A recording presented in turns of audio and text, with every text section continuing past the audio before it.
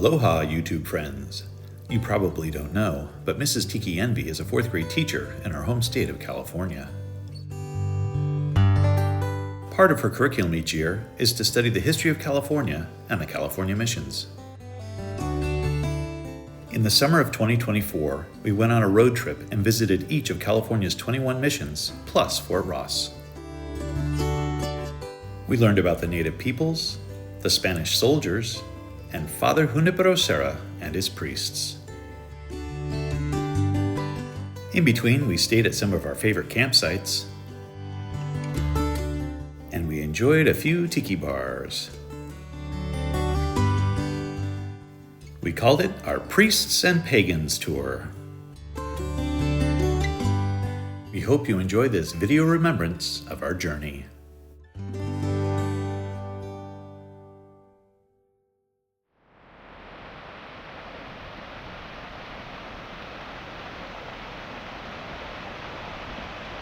San Buenaventura. Mission San Buenaventura was founded March 31st, 1782 by Father Junipero Serra, the last founded during his lifetime, and one of 6 he personally dedicated.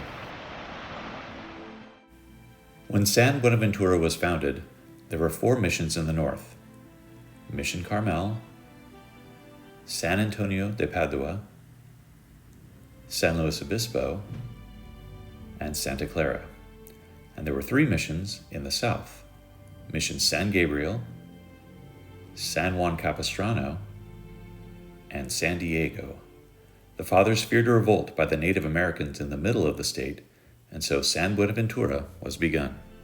The Padres had reason to be concerned, because the land around what is now Ventura, California, is the ancestral home of the Chumash people.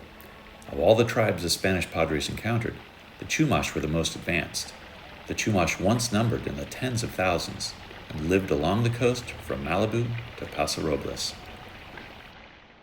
The Chumash were strong and successful because they were hunters, gatherers, and fishermen. Beautiful gardens here. San Buenaventura. They took canoes to the Channel Islands off the coast. Some information about the Chumash.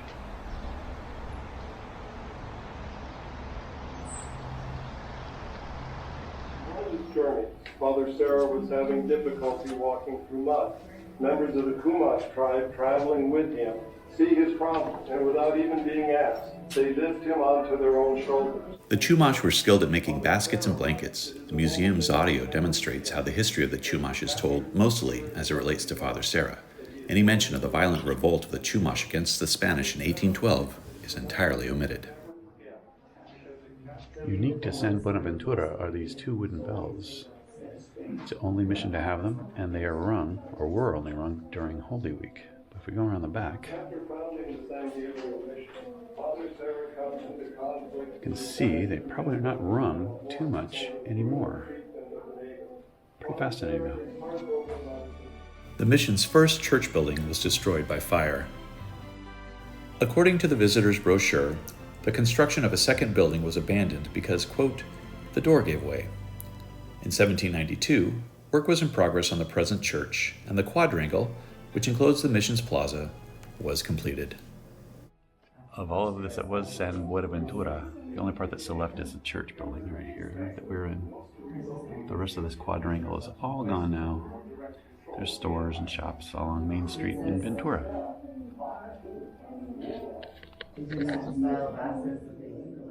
The mission church has been restored after earthquakes in 1812 and 1857, and numerous past remodels. Maintenance on the more than 200-year-old building is never done. It's coming apart a little bit. Mission San Buenaventura has a beautiful sanctuary.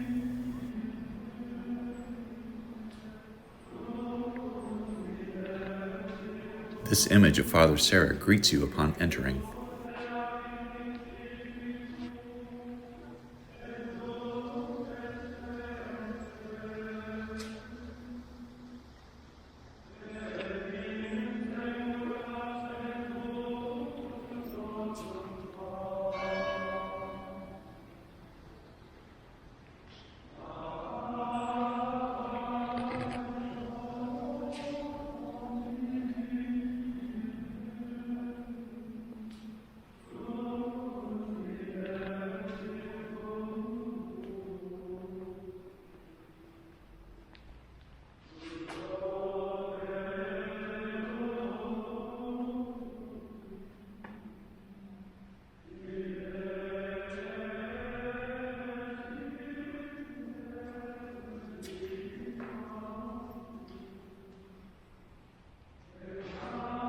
This 400-year-old crucifix is from the Philippines.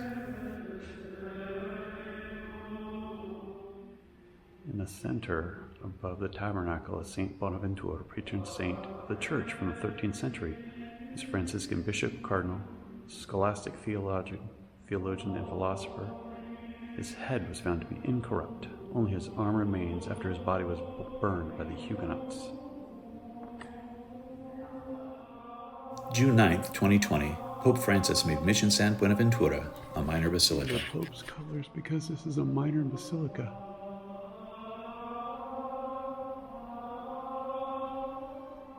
In 1834, the mission was secularized. In 1845, it was rented and later sold illegally to Don Jose Arnaz, a Spaniard who had worked at the mission in nearby ranches. As with all the missions, once California became part of the United States, President Lincoln returned San Buenaventura to the Catholic Church on May 23, 1862. The mission sanctuary contains this marble statue of Michelangelo's Pieta, which was gifted to the mission in 2018. But perhaps the most telling statue is this one of Father Junipero Serra. This 9'4" statue of Serra was originally in front of the City of Ventura's City Hall. While some felt the statue celebrated the history of the region, others questioned if a statue of what some called the father of genocide belonged prominently displayed on civic property. As the history of the missions and the effect they had on native populations has come more into focus, statues of Serra have been toppled from San Francisco to Los Angeles. At one point, this statue was behind fencing to protect it from vandalism. Ultimately, after hours of debate, the statue was removed in 2020. It was installed at the mission in 2024. Considering its bias, San Buenaventura seems a fitting home. Mission San Buenaventura is rich in controversy and history. Don't forget to exit through the gift shop. When in Ventura, we always stop at Tiki. Recognize that guy? Tiki. Yeah, let's go. Have some lunch. Inside or? Whatever.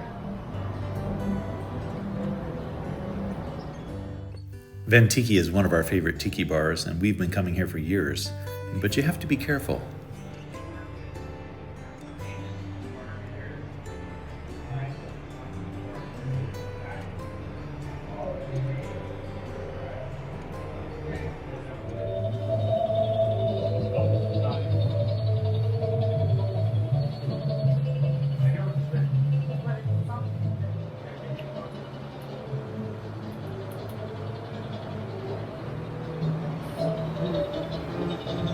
Time to continue our journey into Santa Barbara.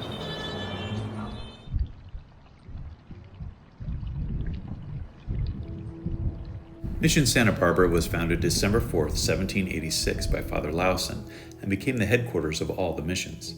It is one of two missions, the other being San Luis Rey, to be continually operated by the Franciscans since its founding.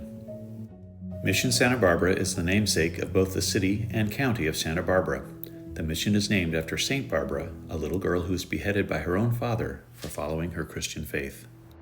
There have been 4 churches where Mission Santa Barbara now stands on what was called by both the Chumash and the Spanish, the Rocky Place. Today's mission, the 4th, has many of the classic features of the California missions intact.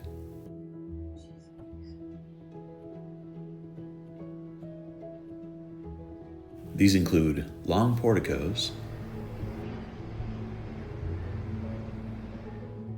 2-story living quarters for the priests, a fully enclosed quadrangle,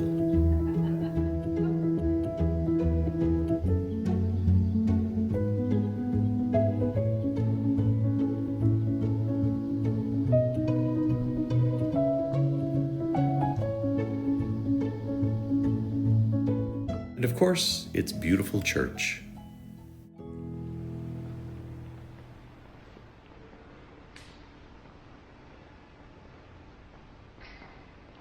The mission is notable for having housed California's first bishop, Francisco Garcia Diego y Moreno. Bishop Diego opened the first seminary on the Pacific coast at Mission Santa Ynez and is buried in this sanctuary.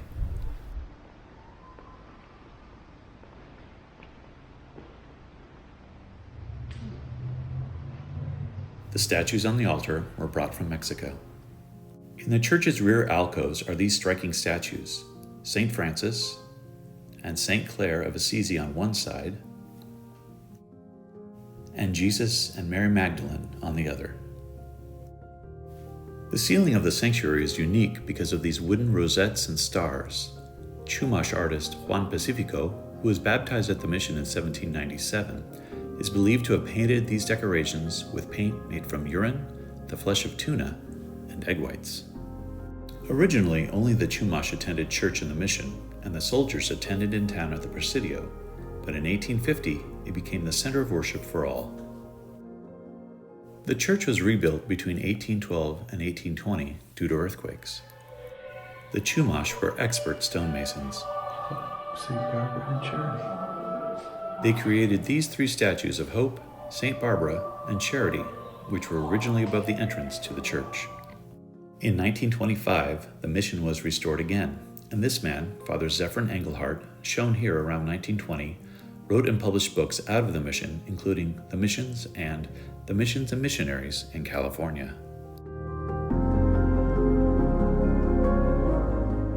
He is buried here in the Friar's Vault in the mausoleum. From 1950 through 1953, the mission's towers were rebuilt due to sinking foundations.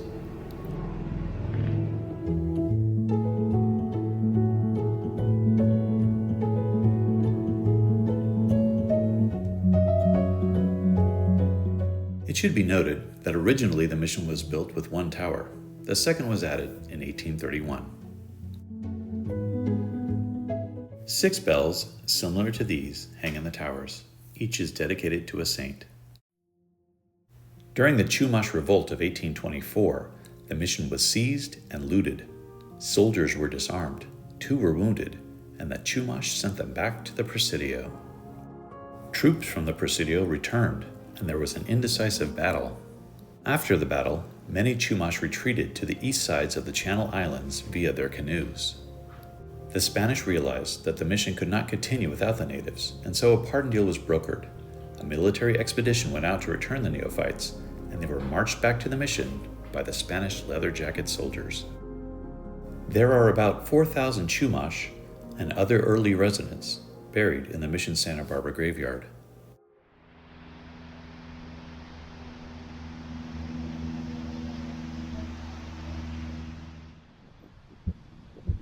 Here, we are reminded by the Chumash to walk softly over the land, because beneath it, the ancestors sleep.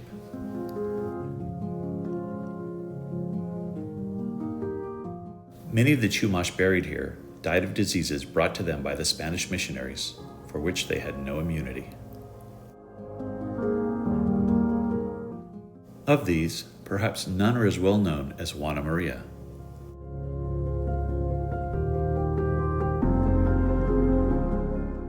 Also known as the Wild Woman of San Nicolas and the Lone Woman of San Nicolas Island, Juana Maria, her Spanish given name, is famous for having lived alone on San Nicolas Island for 18 years. The feather cape the lone woman was wearing when they found her on St. Nicholas Island. She was discovered in October of 1853, and after being rescued, she was brought to Santa Barbara Mission, where only 7 weeks later she became ill from dysentery and died. The book, Island of the Blue Dolphins, is based upon her life.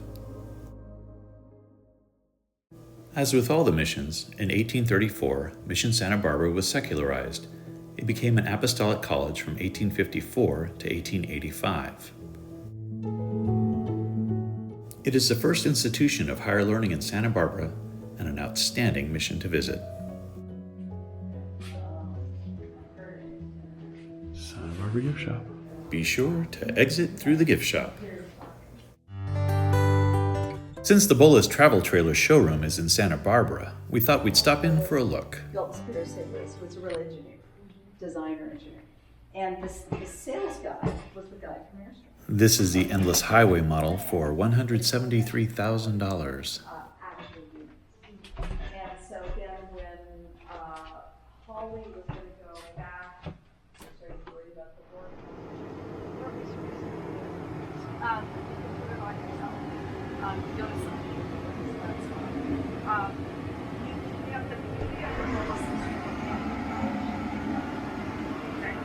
I always talk about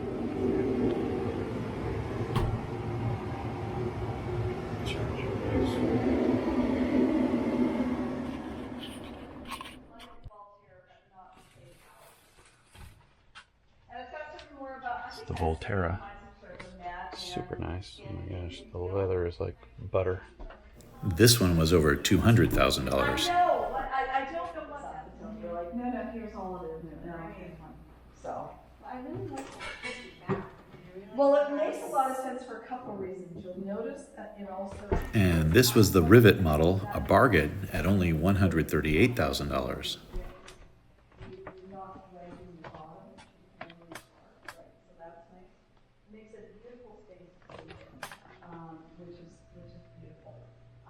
And the lamp allows you to sort of do a different space. So when you get something like this, you never normally. Yeah, we didn't buy one. It was back to the Love Shack Junior for us at the Sun Outdoors Santa Barbara RV Park. I wonder if we would have slept better in a bolus. The next day we woke up, boiled water for coffee and oatmeal, and set off for Mission Santa Ynez, after saying goodbye to the locals, of course.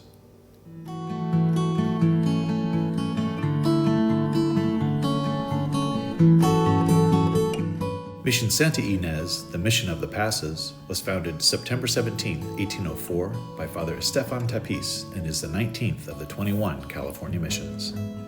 The mission is named after St. Agnes. When she was around 13 years old, high-ranking suitors were slighted by her due to her purity and sought to persecute her for her beliefs. Her father urged her to accept her suitors' advances and deny God, but she refused. Because she slighted the powerful men who wanted her, they first tried burning her alive, but that did not work. Ultimately, she was dragged through the streets naked to a brothel and beheaded. The Mission Reservoir. Cyclone fence isn't probably original, but there it is.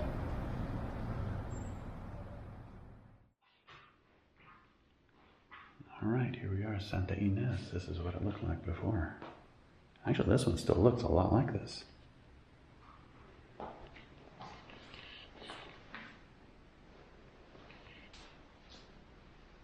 Quadrangle, there it is.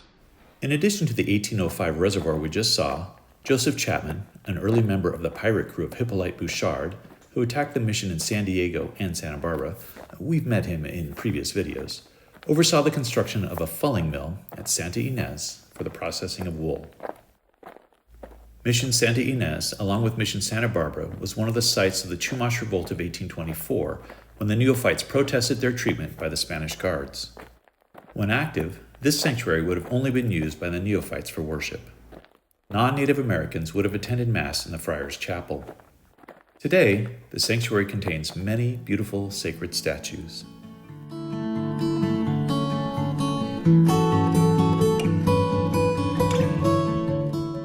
Next are 3 original bells from the mission.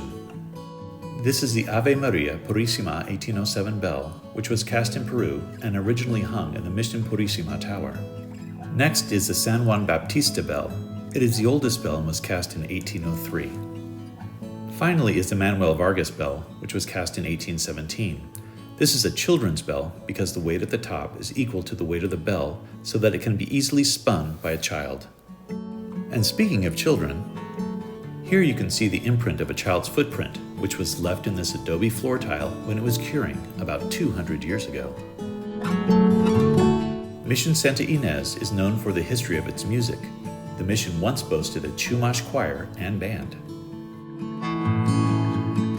Ancient musical instruments on display include a violin, a violoncello, a bass viola, and a triangle. The choirs sing from the loft in the church during Masses, Holy Week, and feast days. The music sheets were handwritten, sometimes on parchment, using squares for music notes. The mission boasts an extensive collection of vestments, which would have been worn by the priests during those ceremonies. These 17th through early 19th century vestments were handmade from the cast-off dresses of the ladies of the European courts. The ladies donated their elaborate and costly silk dresses to the convents, where the nuns made the vestments worn by the priests during Mass and other religious services. Many of the early vessels come from Spain. This collection is a result of the efforts of Mamie Goulet, a young woman who came to the mission in 1904 to assist her uncle, Father Alexander Butler. Father Butler was appointed guardian of the mission in 1904 and served until his retirement in 1924. Mamie Goulet devoted 20 years to the restoration of the mission. With infinite patience, she repaired the damage of the previous half-century. Mission Santa Ynez is also known for its Madonna room. The process of polychrome finish in Spanish wood carvings involves several stages. Generally, the faces and hands were carved in detail, with the body being a rough framework that was covered with linen. In this room are many depictions of the Virgin Mary and also an altar. And the detail of the figure worked into the gesso as it dried. Finally, gold or silver leaf was applied, and then the various colors were painted on. Along with all the other missions, in 1835, Mission Santa Ynez was secularized by the Mexican government.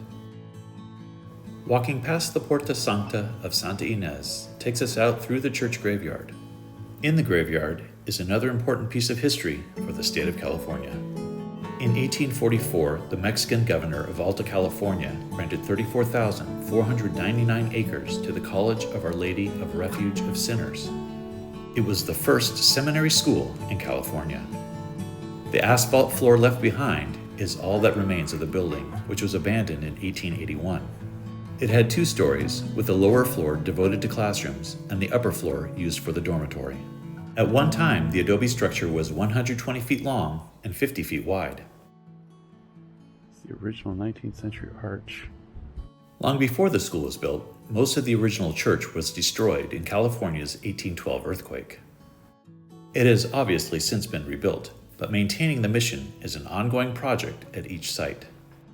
Repair work done here. All the adobe walls. After secularization in 1833, the mission was used for many diverse activities. The mission was first rented as a residence to the Cavar-Buriz family for $500 a year. Then in 1853, Jack Powers took the grounds over to rustle cattle. In 1900, the city of Solvang was built around the mission.